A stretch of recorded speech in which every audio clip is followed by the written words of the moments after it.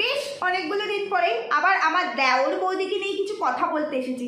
আমার এক ভালোবাসার ভিউয়ার্স আমাকে দুদিন আগে আমার একটা ভিডিওতে কমেন্ট করেছে যে দিদি আমি তোমার পুরনো ভিউয়ার্স, দেওর বৌদির সময় থেকে তোমাকে দেখি, তুমি কেন বৌদিকে নিয়ে কিছু বলছো না? দেখো নতুন ফ্ল্যাট নিয়েছে, ফার্নিশড ফ্ল্যাট নিয়েছে।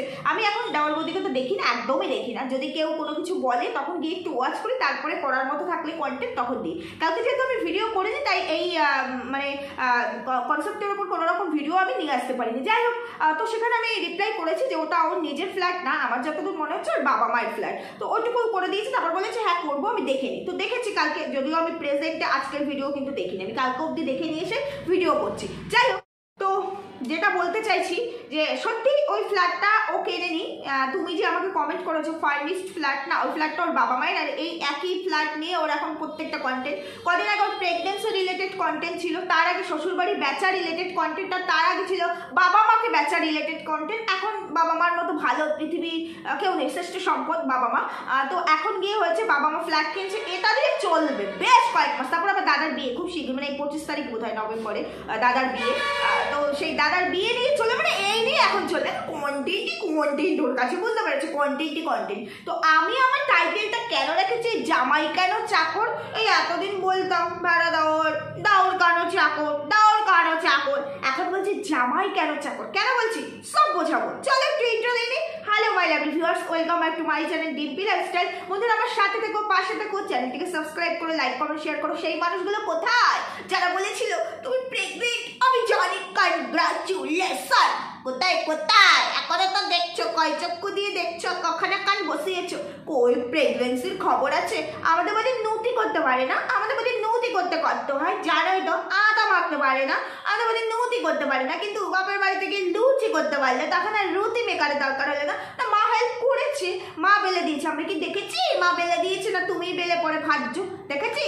সেটা মানে এরকম করে মানে লুচিটা ভাজতে পারলো। তারপরে আমাদের বাড়ি মানে প্যারালাইসিস হয়ে গেছিল, তো এই হাতে জোর কম পায়, কাঁচা ধোয়া করতে কষ্ট হয়, রুটি করা বারণ আমাদের বৌদি।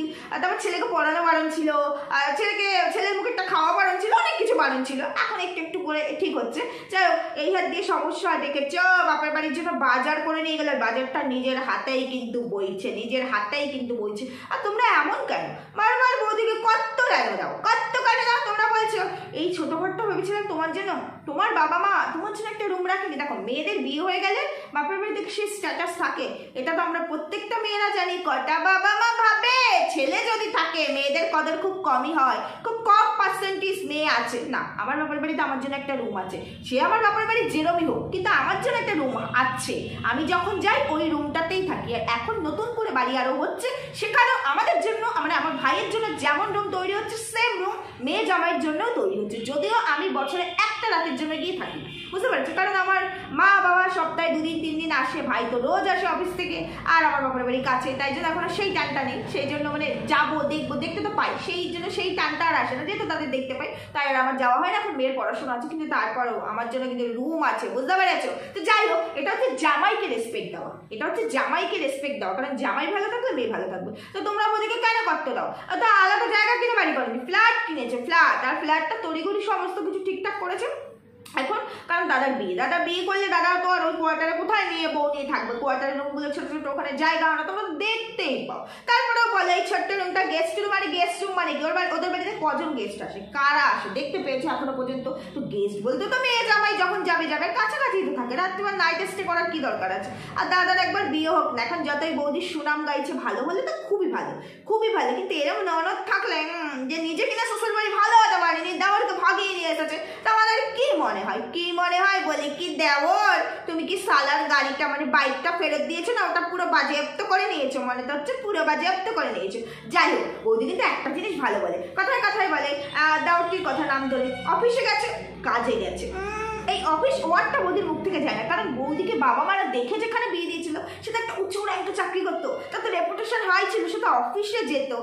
এটা বৌদির একটু হ্যাবিট হয়ে গেছে। তারপর কি বললো, এই যে দেখো আমাদের কিচেন চিমনি এসছে, এর মানে ইয়েটা খুব ভালো, মানে আরে কি বলে ওটাকে, মানে ইউজ করার টেকনিকটা খুব ভালো, হাত দিয়ে করলে অটোমেটিক হয়ে যায়। তো মাকে এটা শিখিয়ে দিতে হবে। আমি পারি। কোথা থেকে শিখেছে? দেওয়ার কিনে দিয়েছিল কিচেন চিমনি।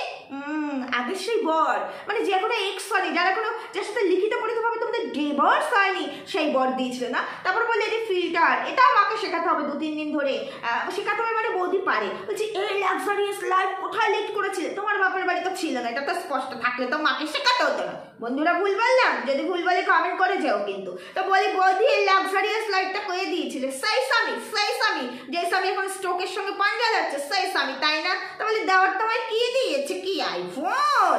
দেওয়ার দিয়েছে ওই অফিস কাম কাজ, সেখান থেকে দেওয়ার দিয়েছে, তাই না? আচ্ছা দেখো, শ্বশুর বাড়িতে জামাই একটু হেল্প করতেই পারে, কিছু কাজ করে দিতেই পারে, এটা কোনো খারাপ কিছু নয়। আজকে যদি শ্বশুর একটা নতুন বাড়ি করে, সেখানে জামাই যদি ছেলে মতো আর কি, তারা যদি ছেলের মতো দেখে, তাহলে কিছু না কিছু করে। দেখো শালি বা শালার বিয়ে হলে বাড়ির জামাই কি সেখানে একটু তদারকি করে না, কাজকর্ম করে না? তবে শ্বশুর বাড়ি থেকে মানে নর্মালি করতে দেওয়া হয় না। জামাইয়ের একটা সম্মান থাকে, কারণ পরের ছেলে তো বোঝে, তাকে একটু মাথায় তুলেই রাখতে হয়। এটা একদম 100% সত্যি কথা, তাকে মাথায় তুলেই রাখতে হবে, কারণ তাকে যত সম্মান দেওয়া তার মনে হয় যেন কম। এটা তো সবাই পার্সোনাল লাইফে একটু হলেও ফেস করে। তারপরে শাশুড়ি থাকলে তো আরো বেশি না, মানে আমার ছেলে মানে বিশাল কিছু, এটা তো একদম স্বাভাবিক কথা। তো সেইখানে টুকটাক কি করতে পারে না, কিন্তু আমরা হচ্ছে গিয়ে মানে কোথাকার জিনিস না, বাপের বাড়ির জায়গা, মানে আমাদের তো কোনো স্থায়ী বাড়ি ঘরই নেই, না বাপের বাড়ি না শ্বশুর বাড়ি, কিছুই নাই। তো আমরা বাপের বাড়ি তো দায়িত্ব কর্তব্য, শ্বশুর বাড়িতে আরো বেশি, 100 গুণ বেশি। বাপের বাড়ি না হলেও চলবে, কিন্তু শ্বশুর বাড়িতে ভাই পদ ছুঁয়ে এরকম করে থাকতে হইবে, তাই না? তো সেই জায়গায় জামাই কাজ করছে। সব থেকে বেশি আশ্চর্য লাগছে, তোমরা আমাকে বলছো জামাই কেন কাজ করছে, কেন করবে না? জামাই এবারে ছেলে, ওরা একটা ফ্ল্যাট কিনেছে, তো ওদের এখন সামনে বিয়ে আছে, এখন জামাইকে অনেক কিছু করতে হবে। কিন্তু সব থেকে মানে আশ্চর্যের বিষয় হলে জামাই করতেই পারে। আজকে নতুন বাড়ি করা হয়েছে, সেখানে অনেক কাজ আছে, ফার্নিচারগুলো অ্যারেঞ্জ করতে হচ্ছে, অনেক কাজ আছে, তো সেখানে জামাই হেল্প করতেই পারে। তবে সেখানে তো সালাও থাকবে, শ্বশুরও থাকবে, শ্বশুর বাড়ির লোকজন মানে শ্বশুর আর সালা, তারা হচ্ছে কি কাজ আছে, কাজের দোহাই দিয়ে, কাজ যেতেই হবে, অফিস যেতেই হবে, কাজের দোহাই দিয়ে তারা ভাই ওই সব কাজ করছে না। জামাই কাজও করছে, আবার এসে জানলা দিয়ে নোংরা পোকা করছে, আবার খাট ফাট গুলো ঠিক করছে। এই জন্যই তো জামাই কেন চাকর, শ্বশুর আর সালাও কিন্তু নেই। বলছে সালা তোর জন্য মন সম্মান তো সবই গেছে, সালা আর কি বলছে, সবই গেছে, আমার আর কিচ্ছু নাই। শ্বশুর বাড়ি তো আমার ধাজিয়া উড়ে গেছে, কিন্তু কিছু করার নাই, ওই যে আমার বোন ফেলতে তো পারবো না, কাটা ঢুকে আছে, তাই কিচ্ছু করার নেই। সেই জন্য যত পারিস খেটেই নেই। এতদিন আমার বোন খাটিয়েছে, এখন আমরা খাটাবো, আমাদের অকেশন আসলেই খাটতে হবে, বাজার করে দিতে হবে, মুদি মাল তুলে দিতে হবে, ঘর সব ডেকোরেট মানে সাজিয়ে দিতে হবে, অর্গানাইজ করে দিতে হবে, ঝাড়ু ফাড়ু দিয়ে পক্কা করে দিতে হবে। আর এই যে আমাদের বৌদি, যার জন্য তোমরা এত কষ্ট পাচ্ছ, কেন গেস্ট রুম কেন একটা আলাদা ঘর নেই, এরম নেই। যাকে কিনা বিয়ে দিয়ে বাবা মার এরম করে নাক কান কাটা গেছে, বিয়ের আগেও গেছিল, বিয়ের পর আরো বেশি করে গেছে, যার কিনা কোনো ডিভোর্সই হয়নি, বুঝতে পারছো? যে দেওয়ার নিয়ে ভেঙে গেছে, মানে শ্বশুর বাড়ি খারাপ, সবাই খারাপ, অথচ ওই বাড়ির ছেলেটাই ভালো, সে তাকে নিয়ে ভেঙে গেছে, যে কিনা নিজের থেকে বয়সে 4-5 বছরের ছোট। তো বুঝতেই পারো, বাবা মা সন্তানের মাটা একদম অন্যরকম, মায়ের জন্যই বাবা পারেনি, দাদা পারেনি। এই কথাটা কিন্তু আমি একদম খাঁটি বলছি, এটা একদম খাঁটি বলছি। দাদা যাকে এই কথাটা বলেছিল সে আমাকে বলেছে, একদম খাঁটি কথা বলছি, বুঝতে পেরেছো? তো যাই হোক, যেটা বলতে চাইছি সেটা হলে বলছি কি, এই যে তোমাকে বলছি, তুমি কি আমাদের বৌদির দাদার বিয়ের কার্ডটা পেয়েছো? ফোন করবো ওখানে আজকে রাতে, জেনে নেবো ওখানে, ঠিক আছে? যাই হোক, যেটা বলতে চাইছি তো সেটা হলো গিয়ে, তো কিছু করার নেই, মা তো এবার কি করবো বলো? এক জায়গায় থাকতে গেলে আমরা অনেক কিছু মেনে নিই, না চাইতেও মেনে নিতে হয়। তো সেইখানে বলছে নে খাট, বোনও খাটবে, আর বোনের ওই দেবার, যেটাকে তোমরা বলো বৌদির বর, সে দেবারও খাটবে। অ্যাকচুয়ালি কি এটা বৌদির বর? ডিভোর্স হয়নি তো বরটা হলো কোথার থেকে লিভিং পার্টনার, বুঝতে পেরেছে? কেন বর নেই। আবার বলছে দেখো এই ফ্ল্যাটটা কিনতে, এই ফার্নিচারগুলো নিয়ে টোটাল কত খরচ করেছে আমি জানি না। এটা হয় আমার বাবা যদি একটা বাড়ি করে বা একটা জিনিস কেনে, আমি জিজ্ঞেস নাই করতে পারি, আমার মাকে আমায় বলবে না যে ওই মা বলেছে টাকলা হয়ে চলে আয় দুর্গাপুর, ক্যান্সারের মানে ভান করে দাওয়ার নিয়ে এসছিস তো কি হচ্ছে? যেই মা বলেছে, মানে বুড়িটিকে বলেছিল যে দাওয়ারের সঙ্গে থাক, ভাসুরের সঙ্গে থাক, শ্বশুরের সঙ্গে থাক, বউ তো একই বাড়ি, সেই মা বলেনি ফ্ল্যাট ফার্নিচার দিয়ে কত পড়েছে? এটা হচ্ছে তোমাদের ফরকি দিল, বলবে না এত লাখ লাখ টাকা, তাহলে তোমরা সবাই জেনে যাবে না কুবেরের গুপ্তধন কি জানি। বৌদি তো আবার প্রচুর ওখান থেকে গায়েব করে নিয়ে এসছে শ্বশুর বাড়ি থেকে, মানে ওই বরের থেকে গায়েব করেছে প্রচুর সোনা, 50 ভরির ওপরে গোল্ড। এখনকার দিনে মানে বাজারের দাম হিসাবে মার্কেট প্রাইস কত বুঝতে পারছো তো। তারপর আবার দেওর একটা বিশাল অঙ্কের বিশাল অঙ্কের বাবার অ্যাকাউন্ট সাবার করে দিয়ে, আমি বলেছিলাম মানে অ্যামাউন্টটা এখন আর বলতে চাই না, সাবার করে দিয়ে নিয়ে এসছে। মানে এটা 2 ডিজিটের, মানে 2 এর ঘরের ডিজিটের একটা বিশাল অঙ্কের, বুঝতে পেরেছো, নিয়ে চলে এসছে। তা বলে এইসব টাকা পয়সা বৌদি যে বলছে না আমিও যেদিন বাড়ি করবো, বৌদি যখন তখন বাড়ি করতে পারে, বৌদি যা নিয়ে এসেছে ওখান থেকে না, বৌদি যখন তখন বাড়ি করতে পারে, কিন্তু করছে মানে ফ্ল্যাটটা কিনছে না। তার কারণ হচ্ছে গিয়ে তাহলে পরে মানুষ তো ঘুরে যাবে, আর তাহলে পরে আর ভিউজ আর মোটাও হবে না। আর তাছাড়া ভাবছে ডিভোর্স একদিন বলেছিলে না আমারও তো অংশ আছে, পরকিয়া করার পরে নাকি স্বামীর থেকে খরপোশ নেবে, অ্যালুমিনি নেবে, বুঝতে পেরেছো, সেই ধান্দায় মনে আছে, সেই ধান্দায় আছে বলে বাড়ি খালি কিছু করছে না, কারণ ছেলে রয়েছে তো। এবার ছেলে তো পায় বাবার প্রপার্টি, এবার সেটা একটু আনতে চাইছে। এবার যদি বাড়িঘর করে ফেলে তাহলে হয়তো কোর্টে গিয়ে এটা মানে সব মানে প্রমাণ করতে পারবে না যে আমার দরকার। আর বাড়িঘর যদি না থাকে বলবে আমার ছেলের তো অংশ আছে, ছেলেকে নিয়ে আমি ভাড়া বাড়িতে থাকছি, ছেলেকে নিয়ে ভাড়া কারা থাকবো, ছেলে তার বাবার অংশের হকদার। ভুল বললাম তো, অনেক কিছু ক্যালকুলেশন করছে। এদের মেমোরি তো ক্রিমিনাল মেন্টালিটি, বুঝতে পারছো না, ক্রিমিনাল মেমোরি, হেভি। তো সেইখানে অনেক ক্যালকুলেশন, কি জানি বাবা আলাদিনের আশ্চর্য প্রদীপের মধ্যে এত বড় করতেই পারে। সারা জীবন তার বাবা চাকরি করেছে, এবার এখন গিয়ে মানে প্রায় রিটায়ারের কাছাকাছি চলে এসেছে, তো এখন গিয়ে বাড়ি করতে পারে। দাদা একটা ভালো বিজনেস করে, মেডিকেল শপ আছে, তো সেখানে তারা একটা ফ্ল্যাট কেনা, ফার্নিশড ফ্ল্যাট, তারপরে এত ফার্নিচার, এগুলো কোনো ব্যাপার নয়, এগুলো করতেই পারে, কিন্তু খাটতে তো হবে দেওয়ার আর বৌদিকে। এমনি কি তারা মেনে নিয়েছে কি আর এমনি তোমরা কি মনে করছো? এই জন্য আগে ছিল দেওর কেন চাকর, এখন হয়েছে জামাই কেন চাকর, জামাই এই জন্য চাকর। আর বৌদি কি সুন্দর কোথায় কোথায় ডায়লগ দেয় না, যে আমি ভালো আছি দেখো, এই যে মানে দেওরটির নাম নিয়ে ও মানে ও তো আমার সব দায়িত্ব নিয়েছে, ও তো আমার সমস্ত দায়িত্ব পালন করে, ওকে পেয়ে আমি ভালো আছি। ওর মতো স্বামী হয় না সত্যি, অন্য কোনো যদি স্বামী হতো, মানে নর্মালি ভাবো আজকে দেওরের জায়গায় বৌদির মেন যে স্বামী সে যদি হতো, তাহলে ওরকম একটা র্যাঙ্কে চাকরি করা মানুষ, ওরকম যার রেপুটেশন, যার গুডউইল, সে কি শ্বশুর বাড়িতে এসে জানলার ঝুল না মানে ওই ডাস্টগুলো পরিষ্কার করতো? সে কি ওই বাজার করে দিয়ে যেত?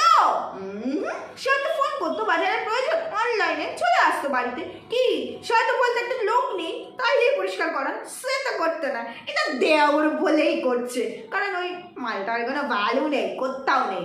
দেওরের স্ট্যাটাস হচ্ছে এটাই, কিছু করার নেই। এরপরে পরবর্তীতে আরো অনেক বেশি কিছু দেখতে পাবে, হয়তো সব সামনে আসবে না কিন্তু দেখতে পাবে। আজকে বৌদি যতদিন অসুস্থতার নাটক করেছে, তো কিছু করতে না, ততদিন দেওয়ারকে দিয়ে খাটিয়ে গেছে, সব কাজ করিয়েছে, দেওয়ারে করতে হয়েছে।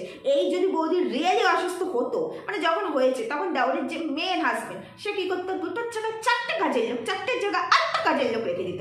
শ্বশুরও তাই করতো, মানে শ্বশুর তো রেখে দিয়েছিল, বৌমার কষ্ট হবে বলে ফ্ল্যাটে আলাদা থাকে, তারপরে বৌমার কষ্ট হবে বলে রান্নার লোক, কাজের লোক রেখে দিয়েছিল। আবার বৌদি কি করতে জানো, শ্বশুর রান্নার লোকের টাকা দিত আলাদা করে, আবার বৌদি আবার তার স্বামীর কাছ থেকেও নিত রান্নার লোকের টাকা, মানে বাবা যা দিচ্ছে ছেলে জানতো না, আমার ছেলেকে দিচ্ছে বাবা জানতো না, এরকম করে হাতিয়েছে। আবার কি করতো, কত যে অ্যামাউন্টটা বলেছিল, 700 না 800 না যদি 1000 এরকমই কত জানি বলেছিল, আর সেই অ্যামাউন্টে ছেলেকে টিউশন টিচার পড়াতো, আর বৌদি বলতো 3,500 টাকা, 3,500 টাকা, বুঝতে পারছে, এরকম করে করে গ্যাপিং করতে কত যে নিয়েছে, সোনা দানা তো সব নিয়ে একদম পগার পার হয়েই গেছে। তো তোমাদের কি মনে হয় এই জ্ঞানদা দেবীর জ্ঞান শুনে কেউ ভুলে না, মানে জানো তো দুষ্টু লোকের সব সময় মিষ্টি কথা হয়, তো এদের আর কিছু নেই, এদের ভেতর ফোকলা, মানে যারা ক্রিমিনাল হয়, বন ক্রিমিনাল, তাদের ভেতর ফোকলা, তাদের কোনো মানে ক্ষমতা নেই, তাদের ক্ষমতা হচ্ছে ওই মিথ্যে কথা বলে বলে তোমার ব্রেন ওয়াশ করে তোমাকে ব্ল্যাকমেল করা। এরা হচ্ছে তাই করছে, এর আগেও তাই করে এসেছে,